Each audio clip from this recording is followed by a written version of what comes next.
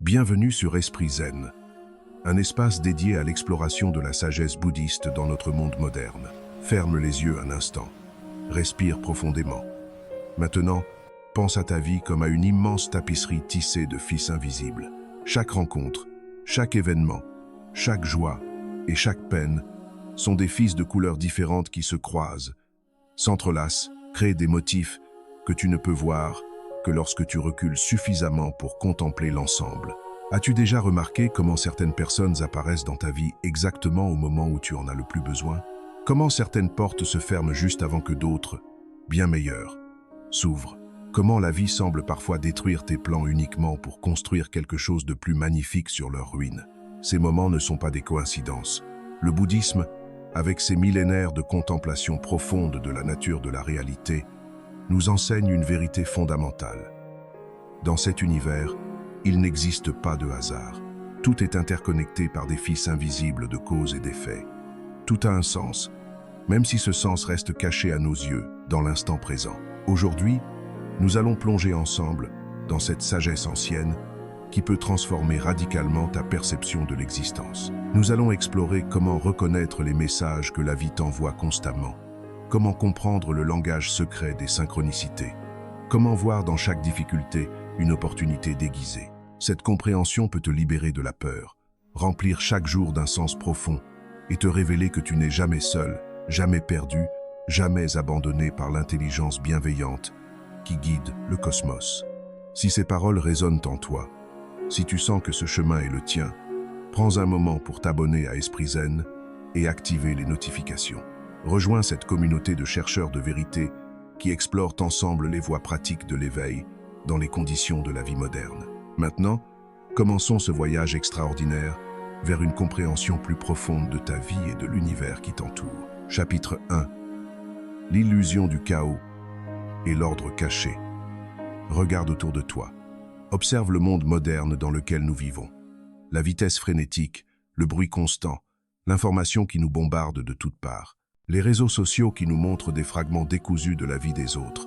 Les nouvelles qui nous submergent de catastrophes, de conflits, de crises sans fin. Dans ce tourbillon, il est facile de se sentir perdu, comme une feuille emportée par un vent imprévisible, ballottée dans toutes les directions, sans aucun contrôle sur sa destination. Nous courons d'une tâche à l'autre, d'un problème au suivant, essayant désespérément de garder le contrôle d'une vie qui semble nous échapper comme du sable entre les doigts. Cette sensation de chaos, d'imprévisibilité, de fragilité est devenue l'expérience humaine par défaut dans notre époque. Nous nous sentons comme des acteurs dans une pièce de théâtre dont personne ne nous a donné le script, jouant des rôles que nous n'avons pas choisis, sur une scène dont nous ne comprenons pas le décor. Un jour, c'est la joie, le lendemain, la tristesse. Hier, le succès, aujourd'hui, l'échec. Ce matin, la santé. Ce soir, la maladie. Nous nous perdons dans ce qui semble être une série d'événements aléatoires, sans logique, sans sens, sans direction. Et dans cette confusion, nous commençons à nous sentir victimes d'un univers indifférent, voire hostile. Mais la tradition bouddhiste, née de millénaires d'observations minutieuses de la nature de la réalité, nous offre une perspective radicalement différente. Une perspective qui, lorsqu'elle est vraiment comprise et intégrée, a le pouvoir de transformer complètement notre expérience de la vie. Imagine que tu te tiens très près d'une gigantesque tapisserie médiévale, si près que ton nez touche presque le tissu. Que vois-tu? Des fils individuels de différentes couleurs qui semblent aller dans toutes les directions. Une ligne rouge s'arrête brusquement ici. Un fil bleu commence là. Les couleurs ne semblent pas s'harmoniser. Les formes paraissent chaotiques. Il n'y a aucun motif apparent, aucune beauté, aucun sens. Maintenant, recule d'un pas, puis d'un autre, et encore un autre. À mesure que tu t'éloignes, quelque chose de remarquable commence à se produire. Les fils individuels commencent à former des patterns. Les couleurs qui semblaient discordantes révèlent leur rôle dans un contraste nécessaire. Les lignes brisées se connectent pour créer des formes. Et finalement, quand tu as reculé suffisamment loin, une image magnifique se dévoile devant tes yeux. Chaque fil est exactement à sa place. Chaque couleur contribue à l'harmonie de l'ensemble. Chaque courbe, chaque interruption, chaque changement de ton joue son rôle essentiel dans la création de cette œuvre d'art stupéfiante. Ce qui semblait chaos de près révèle un ordre sublime de loin. Notre vie fonctionne exactement de cette manière. Les événements qui nous semblent aléatoires et dénués de sens, quand nous sommes trop proches d'eux, quand nous sommes immergés dans leur immédiateté, sont en réalité des parties d'un motif beaucoup plus vaste. Un motif que nous ne pouvons pas voir dans sa totalité, tant que nous sommes à l'intérieur, mais qui existe réellement et possède une profonde signification.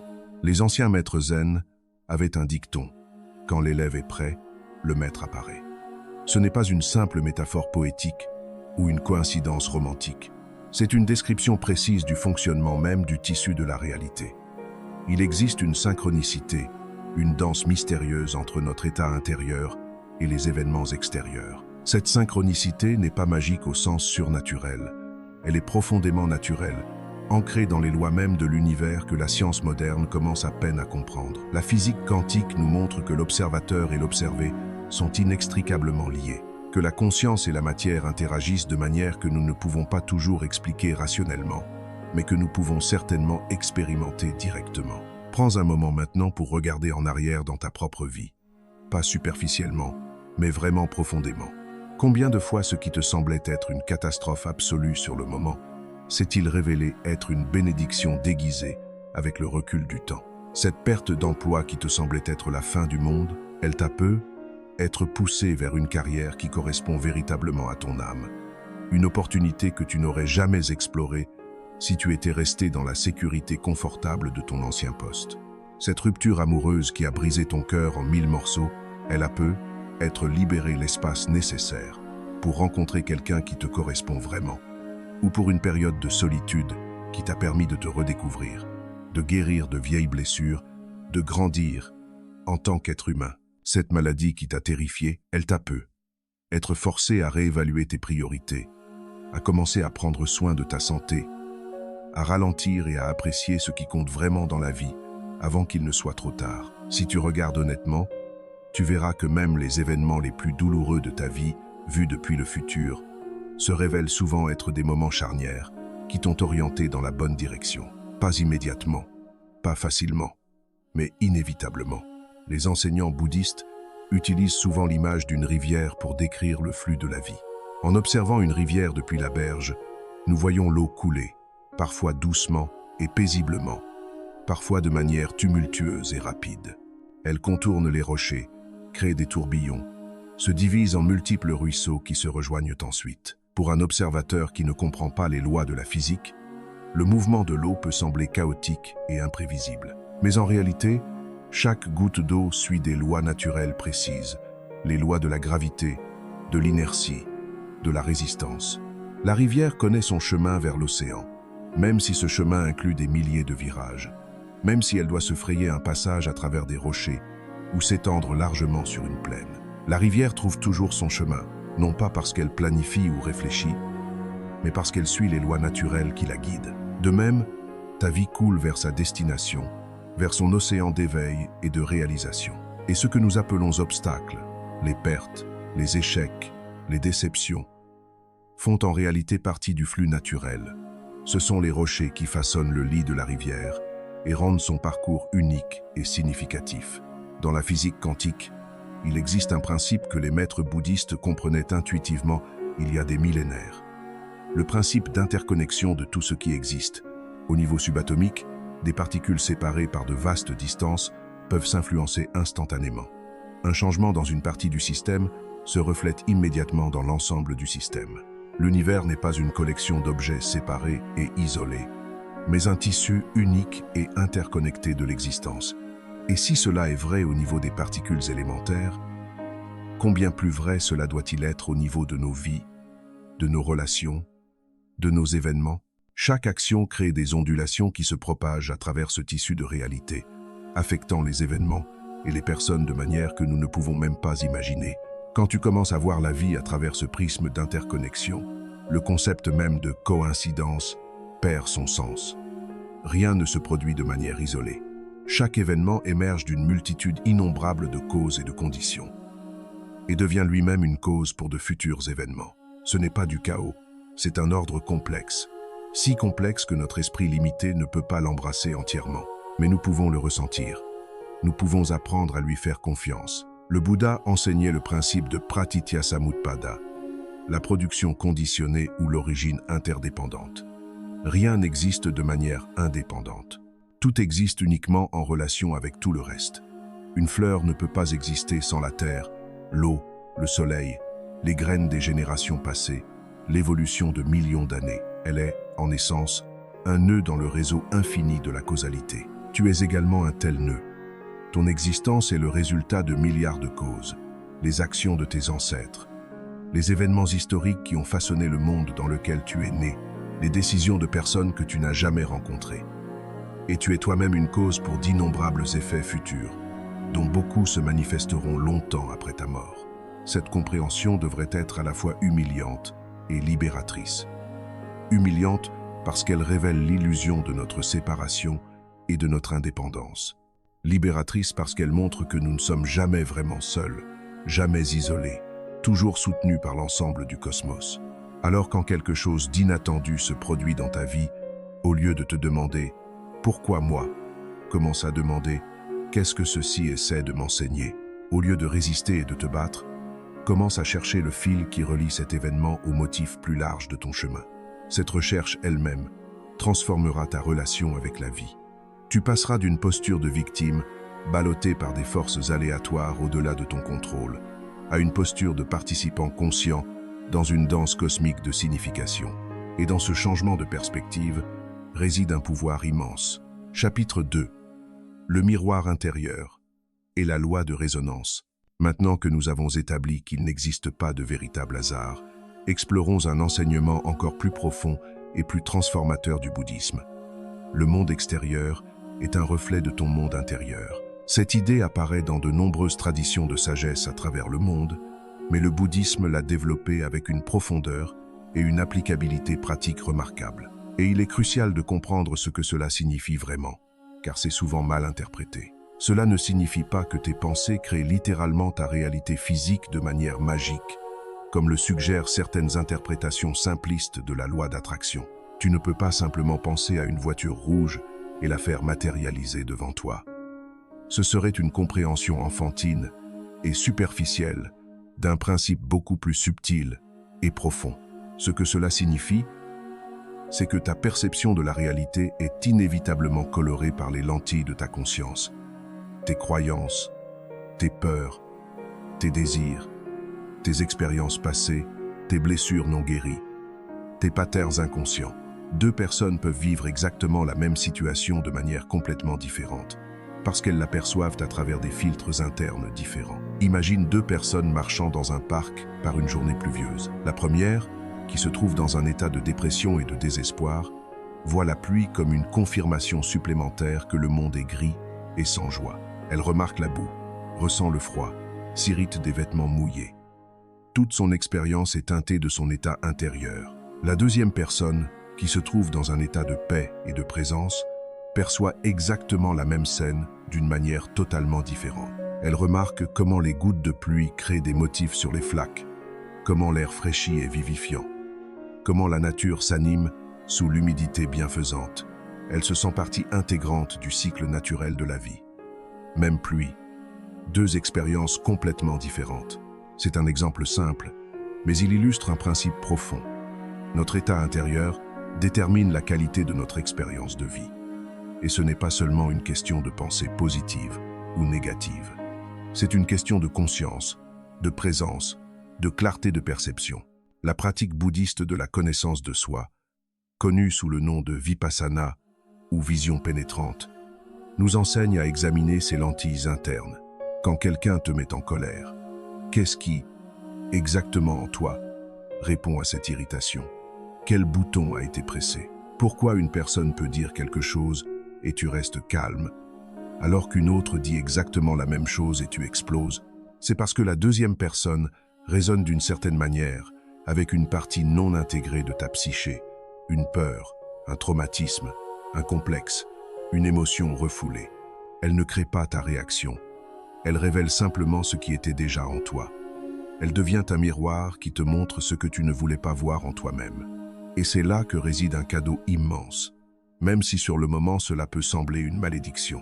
Chaque personne qui te fait perdre ton équilibre, chaque situation qui provoque une forte réaction émotionnelle, te pointe vers une zone à l'intérieur de toi où tu n'es pas encore libre, où tu te cramponnes encore à quelque chose, où tu n'as pas encore guéri. Le grand maître Zen Huineng, le 6e patriarche du Zen, disait « Quand une pensée surgit, examine sa nature.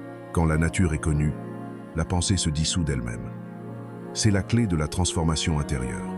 Nous ne combattons pas les pensées, nous ne réprimons pas les émotions, nous n'essayons pas de nous forcer à ressentir quelque chose d'autre. Nous observons simplement avec conscience et curiosité. D'où vient cette colère? Si tu la traces jusqu'à sa racine, que trouves-tu? Peut être une peur de ne pas être reconnu. Peut être une vieille blessure d'un parent qui ne t'a jamais approuvé. Peut être une croyance que tu n'es pas digne d'amour. Et donc toute critique semble confirmer cette croyance. Quand tu vois la racine de la réaction elle-même commence à perdre son pouvoir. Tu réalises, ce n'est pas à propos de lui. C'est à propos de ma vieille blessure qui fait encore mal. Et dans cette compréhension, naît la possibilité de guérison. La psychologie bouddhiste parle des sankharas, des impressions profondes dans la conscience créées par l'expérience passée. Ces impressions forment nos réactions automatiques, nos patterns de comportement, notre façon de voir le monde.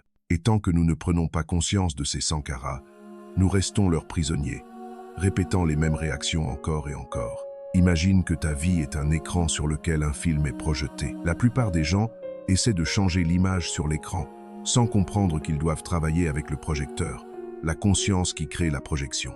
Ils changent de travail, espérant que le nouveau travail les rendra heureux. Ils changent de partenaire, pensant que la nouvelle personne résoudra leurs problèmes. Ils déménagent dans une nouvelle ville, croyant que le nouvel endroit changera leur vie. Et parfois, cela aide effectivement, pendant un certain temps. Mais si le projecteur interne n'a pas changé, les anciens patterns resurgiront bientôt, juste dans un nouveau décor. Tu découvriras que dans le nouveau travail, les mêmes conflits émergent. Que le nouveau partenaire commence à t'irriter avec les mêmes choses. Que dans la nouvelle ville, tu ressens le même vide. Cela ne signifie pas que tu ne devrais jamais changer les circonstances externes.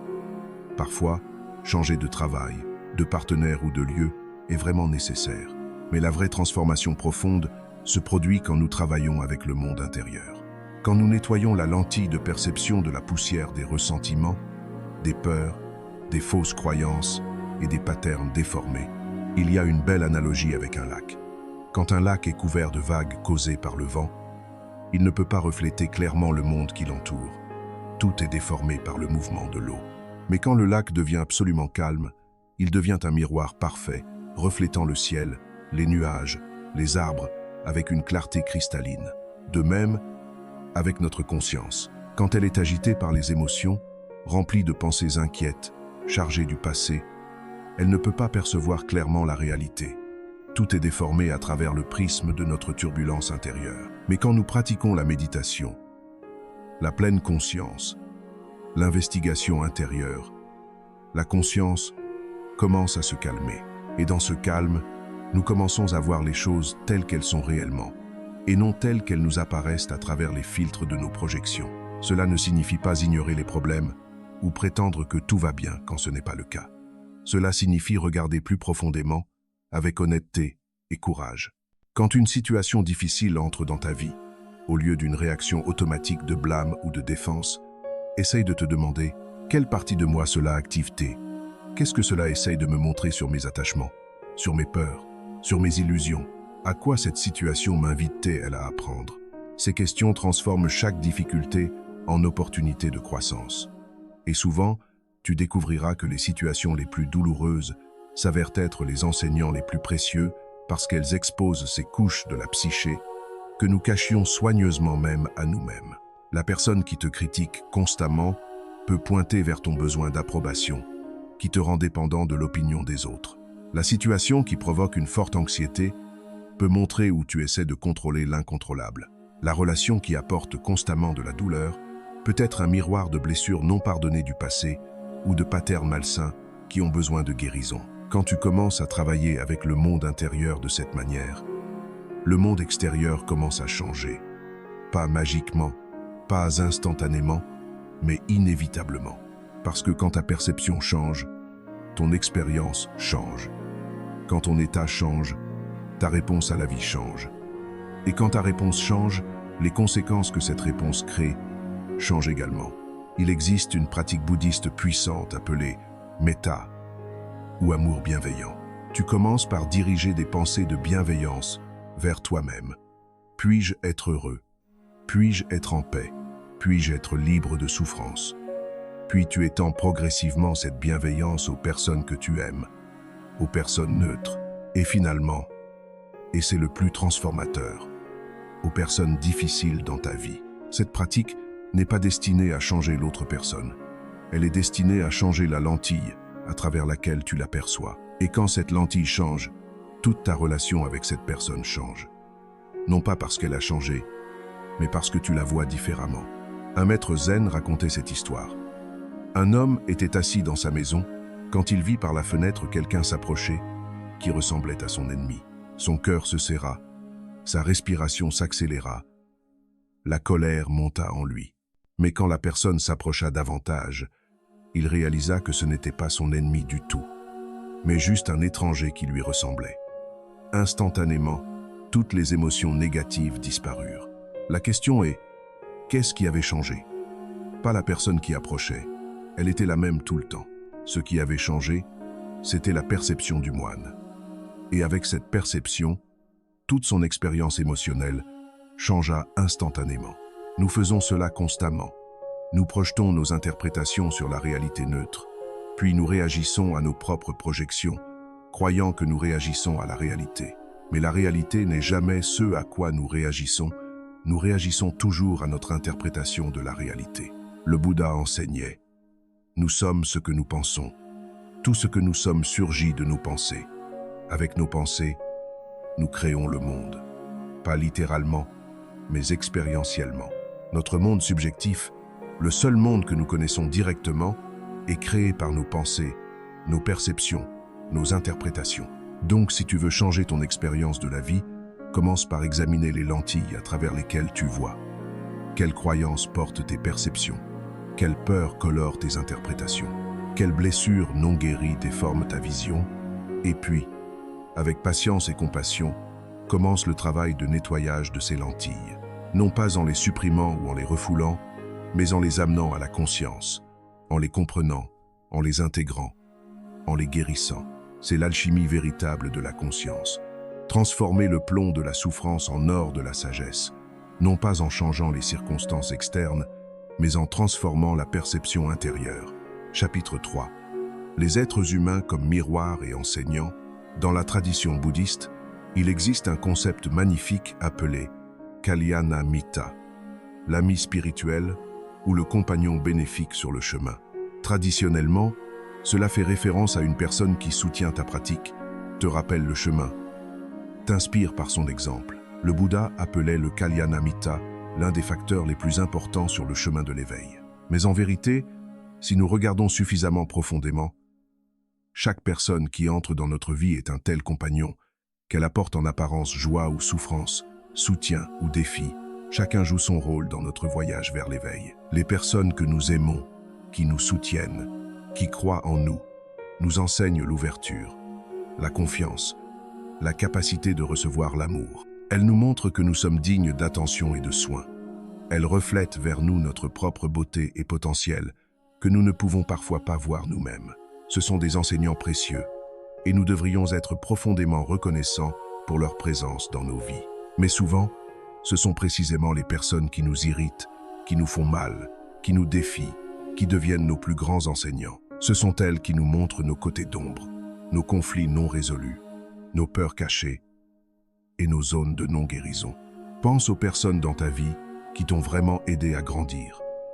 Étaient-ce toujours des personnes agréables et faciles à fréquenter, ou étaient-ce souvent précisément celles qui te lançaient des défis, qui ne te permettaient pas de rester dans ta zone de confort, qui te forçaient à regarder tes défauts et à travailler sur toi-même?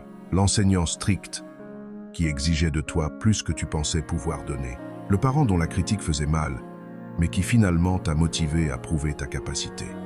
Le partenaire qui reflétait tes patterns non guéris, si clairement que tu ne pouvais plus les ignorer. le collègue dont l'honnêteté était désagréable mais nécessaire. Chaque personne dans ta vie n'est pas apparue par hasard. Cela ne signifie pas croire au destin prédéterminé. Cela signifie reconnaître que, dans le réseau complexe d'interconnexion qui constitue notre réalité, chaque rencontre a le potentiel d'enseignement et de croissance. Celui qui te soutient renforce ta foi dans le bien et ta capacité d'aimer et d'être aimé. Celui qui t'a trahi enseigne le pardon, le discernement, l'établissement de limites et la libération de la naïveté. Celui qui t'ignore aide à développer l'autosuffisance et la compréhension que ta valeur ne dépend pas de l'attention d'autrui. Celui qui te critique offre l'opportunité de ne pas dépendre de l'opinion des autres et de trouver ta propre approbation intérieure. Même les rencontres les plus fugaces peuvent porter un sens profond. Le sourire d'un étranger dans la rue un jour difficile peut être ce petit signe de soutien dont ton âme avait besoin pour continuer. Une conversation fortuite dans une file d'attente peut contenir exactement les mots sur lesquels tu réfléchissais, exactement le conseil dont tu avais besoin. Le regard d'un enfant peut te rappeler l'innocence et l'émerveillement de la vie que tu avais oublié dans l'agitation des préoccupations adultes. Les bouddhistes appellent cette synchronicité upaya, les moyens habiles par lesquels l'univers, ou plus précisément, le réseau interconnecté de toute existence, nous guide vers l'éveil. Ce n'est pas un univers anthropomorphe qui planifie consciemment notre chemin. C'est la tendance naturelle de la réalité vers l'harmonie, vers la guérison, vers l'évolution de la conscience. La pratique consiste à apprendre à voir l'enseignant en chacun. Cela ne signifie pas que tu dois aimer tout le monde ou communiquer avec tout le monde.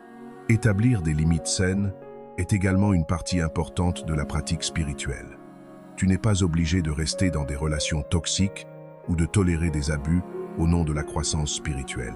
Mais tu peux reconnaître que même la personne toxique dont tu dois t'éloigner a été une enseignante. Elle t'a montré l'importance des limites, la valeur de ton bien-être, la nécessité du discernement. Tu peux t'éloigner d'elle avec gratitude pour la leçon, plutôt qu'avec amertume et ressentiment. Quand quelqu'un te fait perdre ton équilibre, essaye cette pratique. Au lieu de le blâmer immédiatement ou de te défendre, fais une pause, respire. Sens l'émotion qui monte en toi. Ne la supprime pas, mais ne te perds pas dedans non plus. Observe-la simplement avec curiosité, puis demande-toi, qu'est-ce qui en moi répond à cela? Quelle partie de moi se sent menacée ou blessée? Est-ce que cela me rappelle quelque chose du passé? Quelle partie de moi puis-je guérir grâce à cette rencontre? Ces questions déplacent le focus de l'externe vers l'interne, du blâme vers la responsabilité, de la réactivité vers la conscience. Et dans ce changement de perspective, naît la possibilité d'une véritable transformation. Il y a une vieille histoire zen sur un moine qui a médité pendant des années dans une grotte dans les montagnes, cherchant à acquérir patience et imperturbabilité. Il s'imaginait avoir atteint de hauts états de conscience, être devenu un être éveillé, insensible aux irritations mondaines. Quand il descendit finalement au village, se considérant comme un maître de patience, la première personne qu'il rencontra, un marchand grossier sur le marché, le fit sortir de ses gonds avec une remarque brusque. Le moine explosa de colère, puis, réalisant ce qui s'était passé, comprit une vérité profonde. Des années de méditation dans la solitude ne l'avaient pas rendu patient. Elles l'avaient simplement privé de l'opportunité de tester sa patience. Ce sont les gens, c'est la vie parmi les autres, avec ses conflits et ses défis, qui devient la vraie pratique. Il est facile d'être calme dans l'isolement. Le vrai travail commence quand tu retournes dans le monde des gens, dont chacun porte ses propres blessures, ses propres peurs, ses propres réactions automatiques. Et c'est là que se révèle la vraie force de la pratique. Non pas dans la capacité d'éviter les personnes ou les situations difficiles, mais dans la capacité de les rencontrer avec conscience, compassion et sagesse. Voir en chaque personne, aussi difficile soit-elle, un être souffrant qui, comme toi, cherche le bonheur et veut éviter la douleur, qui agit à partir de ses traumatismes non intégrés, de ses patterns déformés, de ses peurs profondes. Cela ne justifie pas un comportement inapproprié, mais cela fournit un contexte qui te permet de répondre avec sagesse au lieu de réactivité, avec compassion au lieu de jugement, avec clarté au lieu de confusion. Le Dalai Lama a un enseignement magnifique sur ce sujet. Il dit que nos ennemis sont nos meilleurs enseignants spirituels, parce qu'ils testent notre patience, notre compassion notre équanimité d'une manière que nos amis ne peuvent jamais faire. C'est facile d'être compatissant envers ceux que nous aimons. Le vrai test est d'être compatissant envers ceux qui nous défient. Il raconte comment, pendant les années où il était emprisonné par les Chinois, ses geôliers, qui le torturaient et l'humiliaient, étaient ses plus grands enseignants. Non pas parce qu'il aimait la torture, mais parce qu'elle lui donnait l'opportunité de pratiquer la compassion dans les circonstances les plus difficiles imaginables. La plupart d'entre nous ne seront jamais confrontés à de telles extrémités. Mais nous avons tous nos propres versions de personnes difficiles. Le collègue passive-agressive, le parent critique, le partenaire émotionnellement indisponible, l'ami qui draine constamment notre énergie, le patron qui ne reconnaît jamais nos efforts. Ces personnes sont nos opportunités de pratique, non pas des obstacles à notre paix, mais des portes vers une paix plus profonde. Parce que la vraie paix n'est pas l'absence de conflit.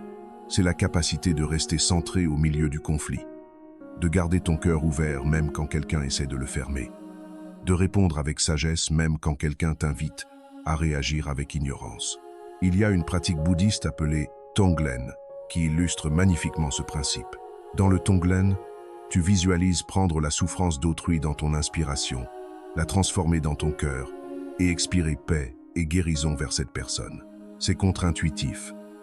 Pourquoi voudrais-tu respirer la souffrance de quelqu'un?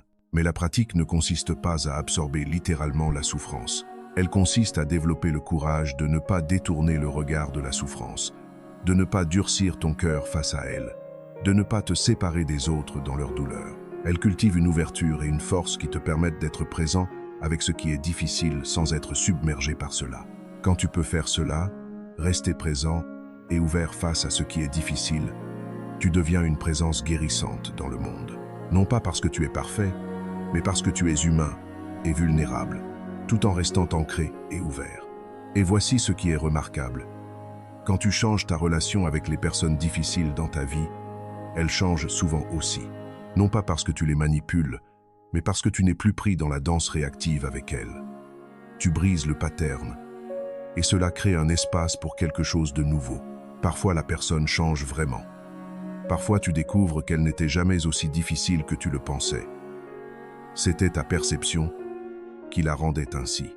Et parfois elle ne change pas du tout, mais cela n'a plus d'importance parce que tu n'es plus déclenché par elle. Dans tous les cas, tu es libre. Non pas parce que les circonstances ont changé, mais parce que toi, tu as changé. Et c'est la seule liberté véritable qui existe. Chapitre 4. L'acceptation comme chemin vers la libération. Nous arrivons maintenant à l'un des enseignements les plus mal compris, et pourtant les plus puissants du bouddhisme. L'acceptation. Quand les gens entendent parler d'acceptation, ils pensent souvent à la passivité, à la résignation, à permettre aux autres de les maltraiter, à abandonner leurs rêves et leurs objectifs. Mais l'acceptation bouddhiste est quelque chose d'entièrement différent. C'est un enseignement radical qui, correctement compris et appliqué, peut transformer complètement ta relation avec la vie et libérer des quantités immenses d'énergie actuellement gaspillées dans la résistance. Le Bouddha enseignait que la souffrance dukkha provient de tanha, la soif, le désir ardent que les choses soient différentes de ce qu'elles sont en ce moment. Nous voulons nous accrocher au plaisant et repousser le déplaisant. Nous voulons que les moments joyeux durent éternellement et que les moments douloureux n'arrivent jamais. Nous créons dans notre esprit une image de ce que notre vie devrait être. Puis nous souffrons chaque fois que la réalité ne correspond pas à cette image. Cela crée une tension constante entre ce qui est et ce qui, selon nous, devrait être. Nous ne vivons pas dans la réalité. Nous vivons dans l'écart entre la réalité et nos attentes. Et cet écart est rempli de souffrance. Laisse-moi te donner un exemple simple. Quand il pleut, tu peux te mettre en colère contre la pluie. Tu peux maudire le temps, te plaindre de l'injustice du monde, gâcher ton humeur. Mais cela n'arrêtera pas la pluie. Elle continuera à tomber indépendamment de ton attitude envers elle. La seule chose qui change avec ta colère, c'est ton état intérieur. À la pluie s'ajoute la colère. Et maintenant, tu n'as pas juste de la pluie, mais de la pluie plus la souffrance de la colère. Où tu peux accepter la pluie, reconnaître, oui, il pleut. C'est un fait de ce moment. Et de cette acceptation émerge la liberté d'action. Tu peux décider de prendre un parapluie, de rester à l'intérieur, de sortir et d'apprécier la fraîcheur, ou de changer tes plans. mais tu agis à partir d'un lieu de paix, pas d'un lieu de lutte. Le même principe s'applique à toutes les situations de vie, aussi sérieuses soient-elles. La perte d'un emploi est un fait. À ce fait, tu peux ajouter du désespoir. Je ne trouverai jamais un nouvel emploi.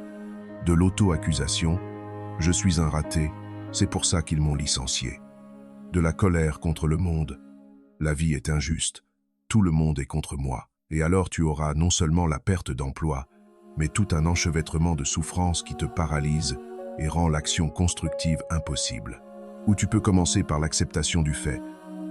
J'ai perdu mon emploi. C'est arrivé, c'est la réalité de ce moment.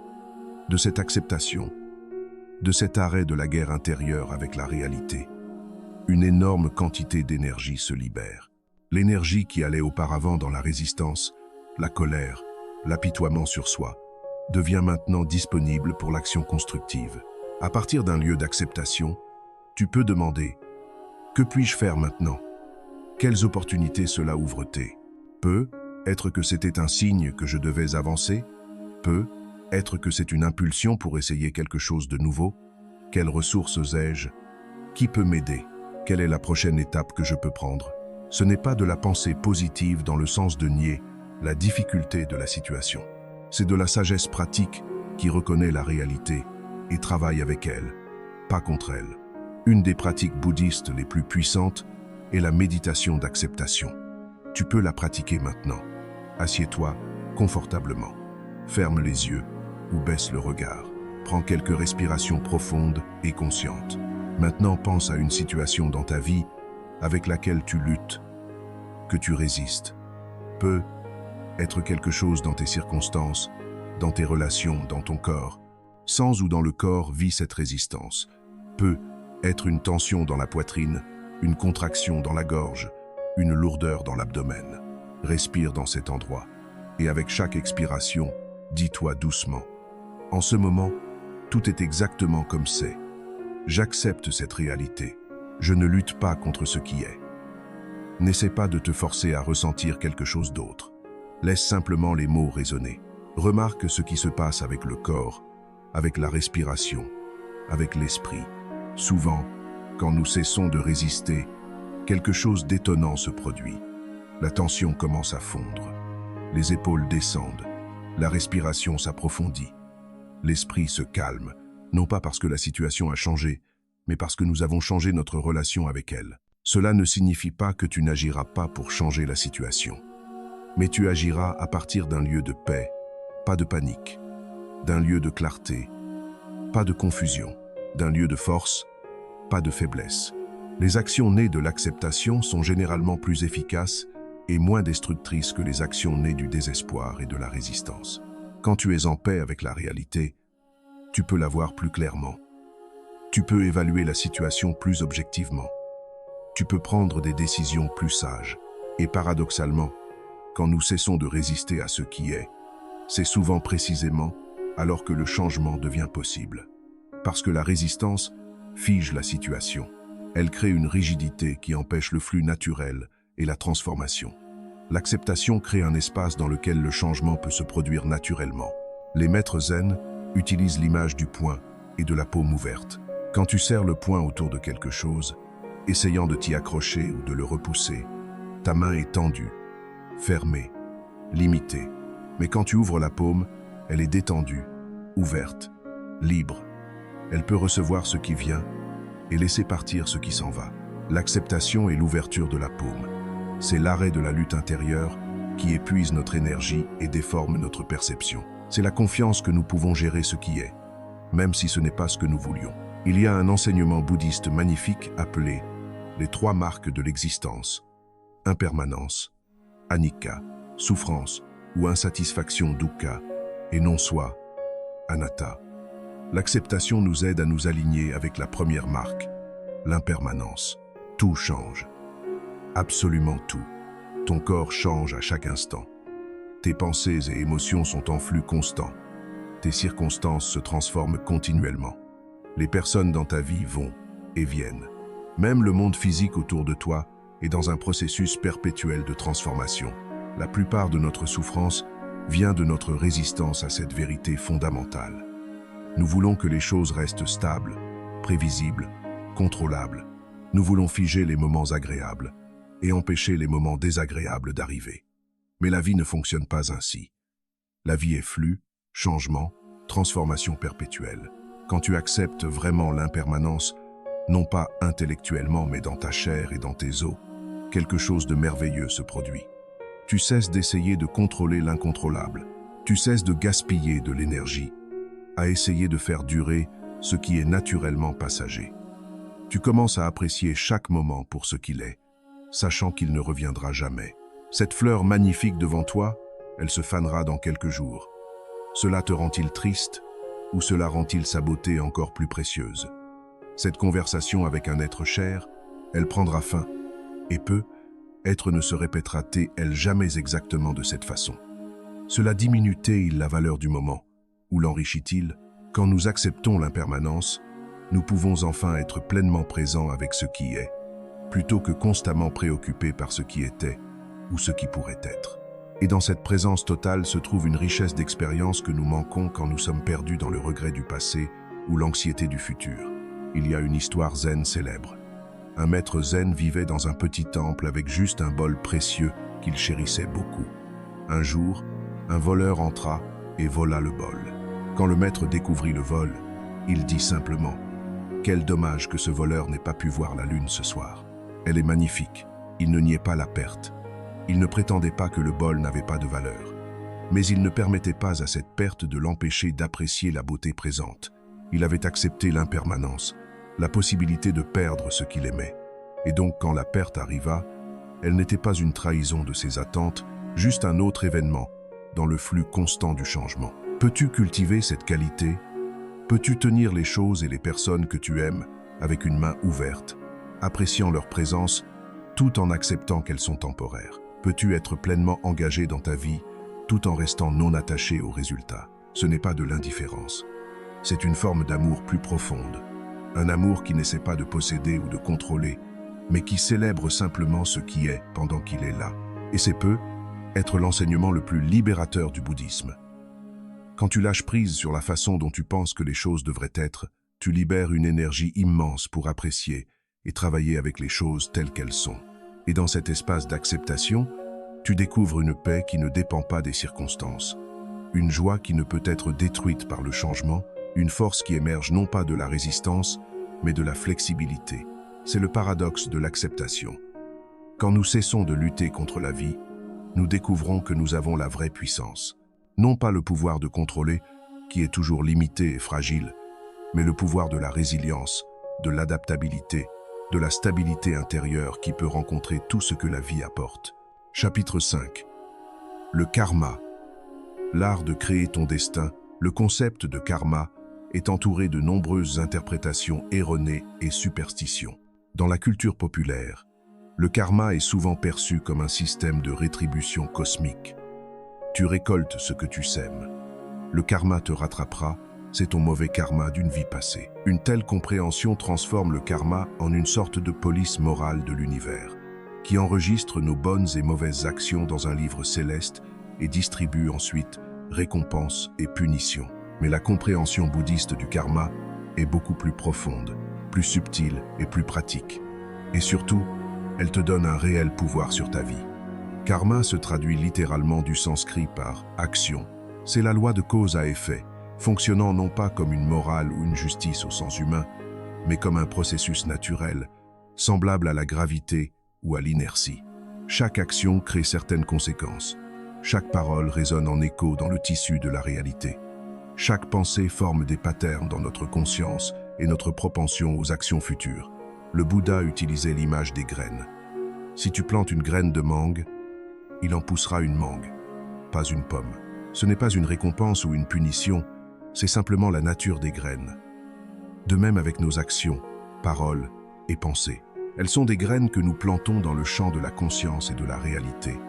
Et ces graines germeront en leur temps. Quand nous agissons par colère, crions sur quelqu'un, vengeons-nous, causons intentionnellement de la douleur, nous semons des graines de colère. Ces graines germeront de plusieurs façons.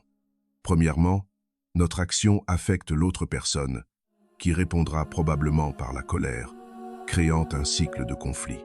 Deuxièmement, nous renforçons en nous le pattern de colère, rendant plus probable que nous réagissions à nouveau par colère à l'avenir. Troisièmement, la colère crée une tension dans le corps, des processus chimiques toxiques qui affectent notre santé. Quatrièmement, nous créons une réputation de personnes colériques, ce qui influence la façon dont les gens nous traitent. D'autre part, quand nous agissons par amour, bonté, compassion, nous semons des graines de ces qualités. Notre action bienveillante touche les autres positivement. Nous renforçons en nous la capacité de bonté. Nous créons dans le corps un état d'harmonie et de santé. Nous attirons vers nous des personnes et des situations qui résonnent avec cette énergie. Mais voici quelque chose de très subtil et souvent manqué. Le karma fonctionne non seulement, et pas tant à travers les événements externes, qu'à travers la formation de notre caractère, de nos tendances, de notre façon de percevoir le monde. Une personne qui critique constamment les autres forme en elle un esprit critique et jugeant.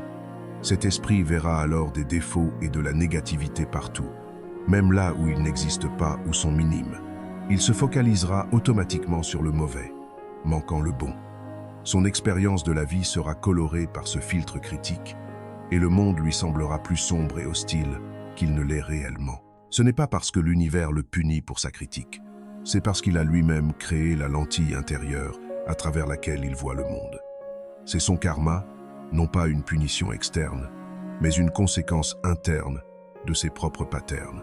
D'autre part, une personne qui cultive la gratitude et voit le bien forme en elle une réceptivité au positif. Son attention remarque automatiquement la beauté, la bonté, les opportunités, non pas parce qu'il y a plus de bonnes choses dans sa vie, mais parce qu'elle est accordée pour les voir. Et en conséquence, son expérience de la vie est plus riche, plus joyeuse, plus complète. Cela te donne un pouvoir incroyable et simultanément une responsabilité incroyable. Tu n'es pas victime du destin, pas un pion dans le jeu de quelqu'un d'autre, pas impuissant face à des événements aléatoires. Tu es créateur de ta réalité à travers chaque choix, chaque action, chaque parole, chaque pensée. Bien sûr, tu es influencé par le karma passé, tes actions précédentes et leurs conséquences, ainsi que les actions d'autres personnes et leurs conséquences. Tu ne commences pas avec une ardoise vierge. Tu nais avec certaines tendances, dans certaines circonstances, sous l'influence de nombreux facteurs qui ont été établis avant ta naissance. Mais, et c'est critiquement important, à chaque instant tu as l'opportunité de planter une nouvelle graine.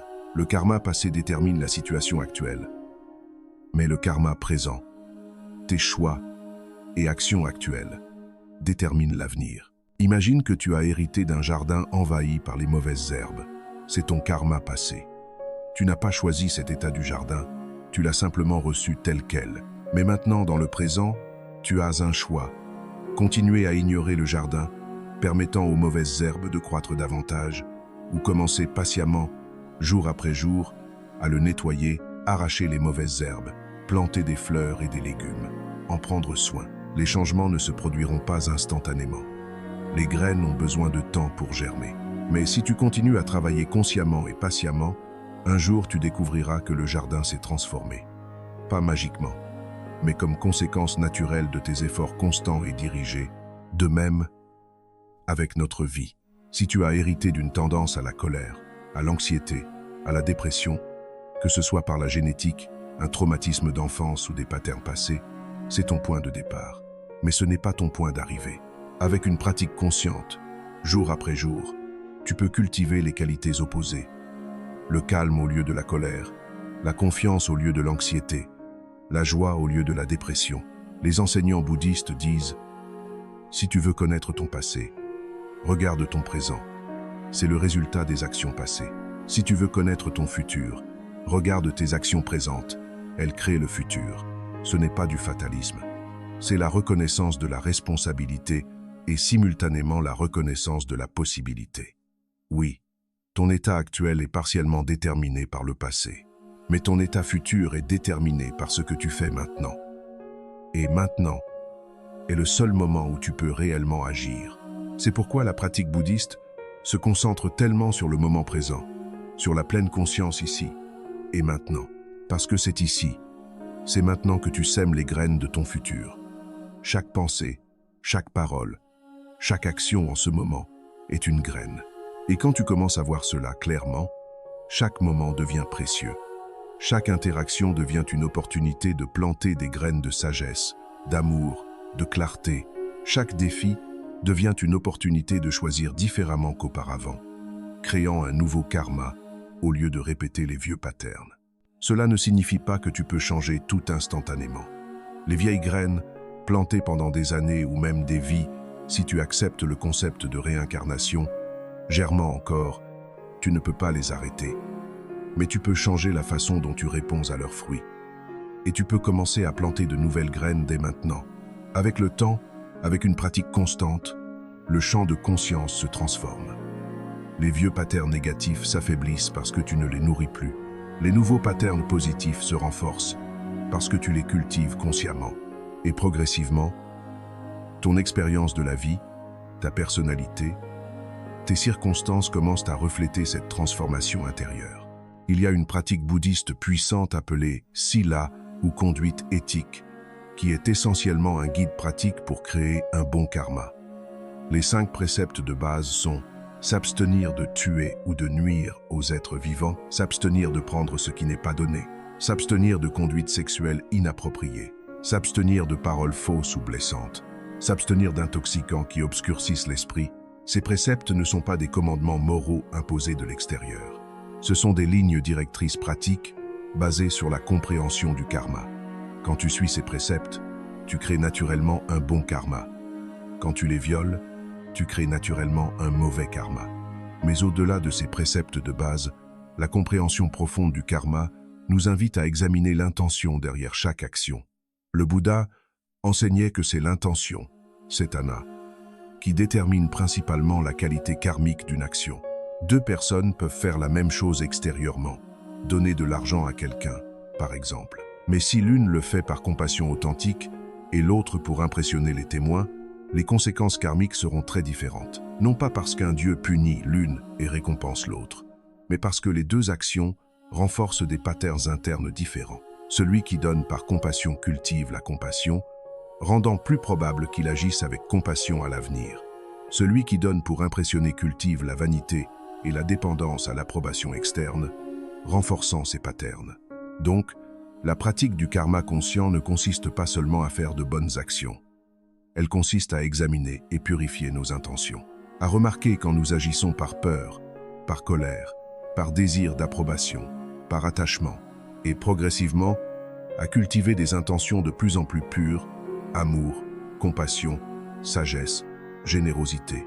Cela semble peu être exigeant. Comment pouvons-nous surveiller constamment nos intentions? Mais avec la pratique, cela devient naturel. Comme apprendre à conduire, au début c'est conscient et difficile, mais avec le temps ça devient automatique. Et voici ce qui est remarquable. Quand tu commences vraiment à vivre avec conscience karmique, tu découvres que faire le bien devient naturel. Non pas parce que tu essaies d'être bon, mais parce que tu vois clairement comment tes actions créent ton expérience. Tu vois comment la colère crée la souffrance, comment la gentillesse crée le bien. Être, et naturellement, tu commences à choisir ce qui crée le bien. Être, ce n'est pas de la moralité imposée de l'extérieur. C'est de la sagesse pragmatique émergeant de l'observation directe de comment les choses fonctionnent réellement. Le Bouddha avait un enseignement magnifique à ce sujet. Il disait que nous devrions agir de manière à ne pas créer de regrets futurs. Quand tu es sur le point de faire quelque chose, imagine-toi dans le futur regardant en arrière cette action.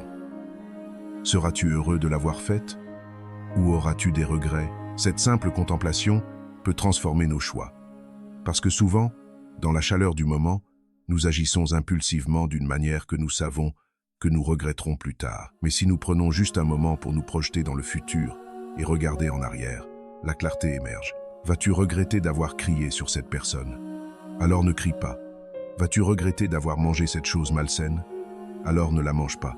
Vas-tu regretter de ne pas avoir dit à cette personne que tu l'aimes? Alors dis-le maintenant. C'est l'art de créer consciemment ton destin, non pas en essayant de contrôler les événements externes, ce qui est impossible, mais en contrôlant tes réponses internes, tes choix, tes actions.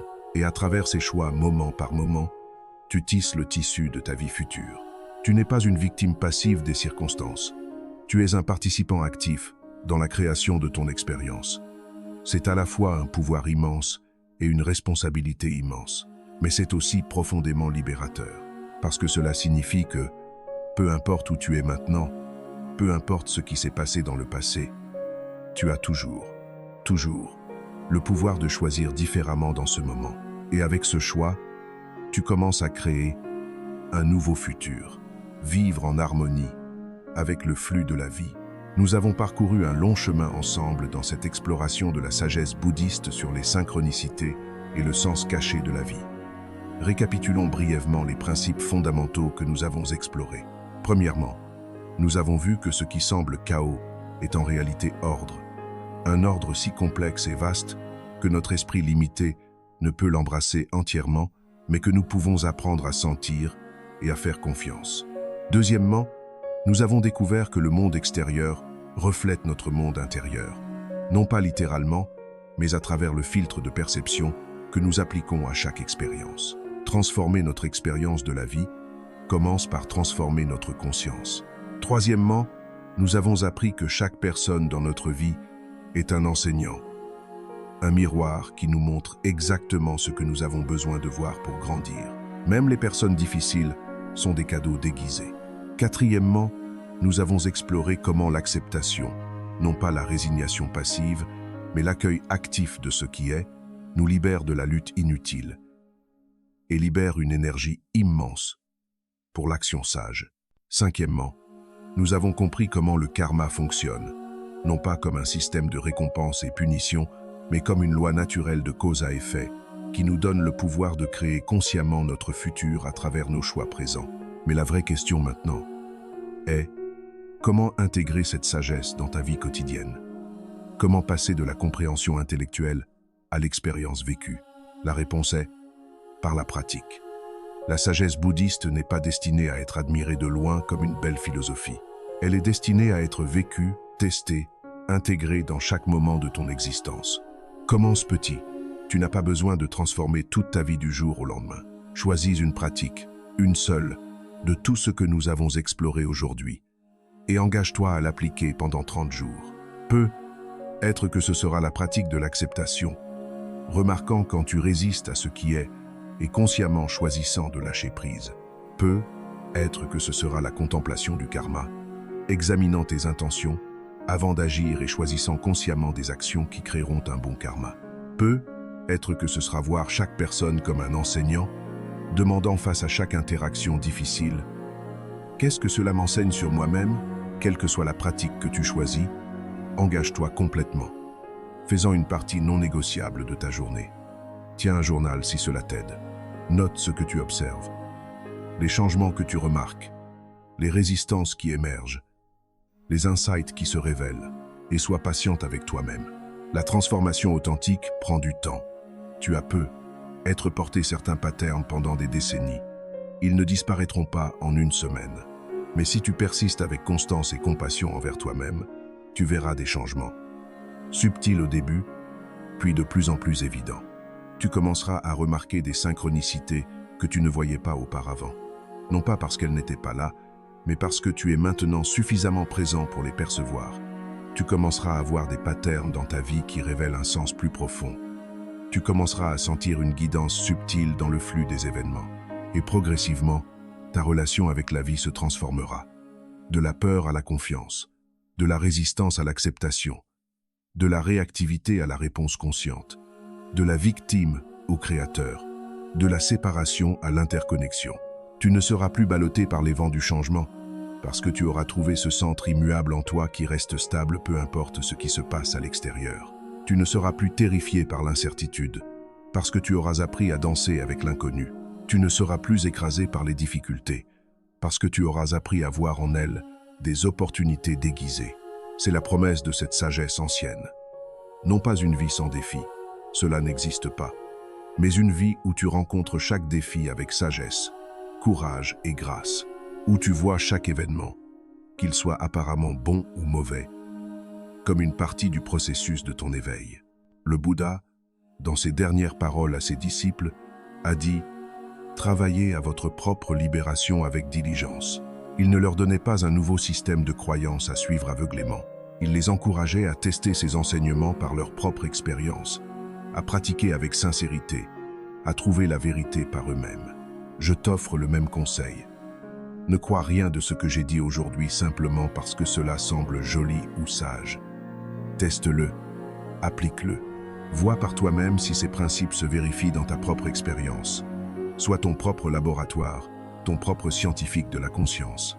Et si tu trouves de la valeur dans ces enseignements, partage-les. Non pas en prêchant ou en convertissant, mais simplement en vivant différemment. En étant un exemple de paix dans un monde agité, en montrant qu'il est possible de rester centré au milieu du chaos, en rayonnant la compassion même face à la difficulté. Ton éveil n'est pas seulement pour toi. Il bénéficie à tous ceux qui te rencontrent, parce que dans ce réseau interconnecté d'existence, chaque transformation individuelle envoie des ondulations à travers le tout. Chaque personne qui s'éveille rend l'éveil un peu plus facile pour tous les autres. Donc en pratiquant, en t'éveillant, en te transformant, tu n'es pas égoïste. Tu es au service du monde entier. C'est peu. Être le cadeau le plus précieux que tu puisses s'offrir. Non pas tes possessions matérielles, non pas même tes actions bonnes, aussi importantes soient-elles, mais ta présence éveillée, ton être conscient. Avant de terminer, prends un moment. Ferme les yeux si tu es dans un endroit sûr. Respire profondément. Sens ton corps ici, maintenant. Sens ton cœur battant, ta respiration entrant et sortant, l'énergie vitale circulant à travers toi. Tu es vivant. En ce moment précis, tu es vivant. Et cette vie, avec toutes ses joies et ses peines, ses certitudes et ses mystères, ses moments d'illumination et ses périodes d'obscurité, c'est ton chemin unique vers l'éveil. Honore ce chemin. Respecte-le. Embrasse chaque partie de lui, même les parties qui semblent être des détours ou des obstacles. Parce que comme nous l'avons vu aujourd'hui, dans cet univers, il n'y a pas de hasard. Il n'y a que le déploiement parfait de ce qui doit être, guidant doucement chacun de nous vers la maison, vers notre nature véritable, vers l'éveil qui est notre droit de naissance. Puisses-tu marcher ce chemin avec courage. Puisses-tu rencontrer chaque moment avec présence. Puisses-tu voir la beauté cachée même dans la difficulté. Puisses-tu réaliser que tu n'as jamais été seul, jamais été perdu, jamais été séparé de la vaste intelligence bienveillante qui tisse le cosmos.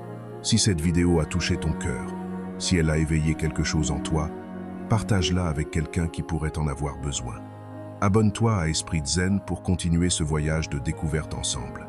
Laisse un commentaire partageant quelle synchronicité significative tu as expérimenté dans ta propre vie. Et surtout, rappelle-toi, tu es exactement où tu dois être. Chaque étape de ton chemin, chaque personne que tu rencontres, chaque événement qui se déploie, tout cela fait partie de la danse cosmique de ton éveil. Fais confiance au processus, fais confiance à la vie, et surtout, fais confiance à la sagesse profonde qui réside au cœur même de ton être. Jusqu'à notre prochaine rencontre, que la paix soit avec toi, que la sagesse t'illumine, et que tu reconnaisses le Bouddha en toi-même et en tous les êtres. Namaste. Merci d'avoir accompagné Esprit Zen dans cette exploration profonde. N'oublie pas de t'abonner et d'activer les notifications pour ne manquer aucune de nos futures explorations de la sagesse bouddhiste.